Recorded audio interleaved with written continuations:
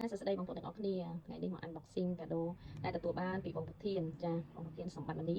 និងភរិយារបស់គាត់ចាគាត់ឲ្យកាដូនៅក្នុងថ្ងៃគូ3ឆ្នាំរបស់ក្រុមហ៊ុន Nutrix ឯកចាចឹងនេះខ្ញុំអត់ទាន់បានមើលទេថានៅក្នុងកាដូហ្នឹងគឺជាអីបងប្អូនចាចឹងនេះ unboxing ទាំងអស់គ្នាតោះចង់ដឹងថាតើនៅក្នុងកាដូនេះជាអ្វីដែរតាអូនៅខាងក្នុងនេះគឺយើងមានប្រអប់ពីរទៀតចាខ្ញុំនឹងថាប្រអប់ពីរហ្នឹងគឺដូចគ្នាដោយសារតែគាត់ឲ្យគឺឲ្យនឹងខ្ញុំនិងគ្រួសារមួយចាខ្ញុំចាំថាតើនៅខាងក្នុងអីទេអូវ៉ាវ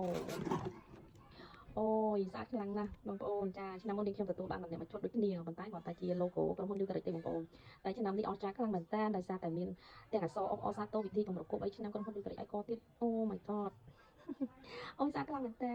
អរគុណច្រើនបងប្រធានសម្បត្តិនីព្រមទាំងក្រុមគ្រួសារចាដែលបានជូនកាដូដ៏ស្រស់ស្អាតសម្រាប់នេះខ្ញុំទាំងពីរនាក់ចាអញ្ចឹងនេះខ្ញុំសូមគោរពជូនពរដល់បងប្រធាននិងភរិយាព្រមទាំងក្រុមគ្រួសារបងប្រធានចាជួបតែសេចក្តីសុខសេចក្តីចម្រើនសុខសុភមង្គលនៅក្នុងក្រុមគ្រួសារហើយនឹងរីកចម្រើនគ្រប់ភារកិច្ចការងារចាហេងហេងរៀបជ័យសម្រាប់ឆ្នាំថ្មីទាំងអស់គ្នាអរគុណជម្រាបលា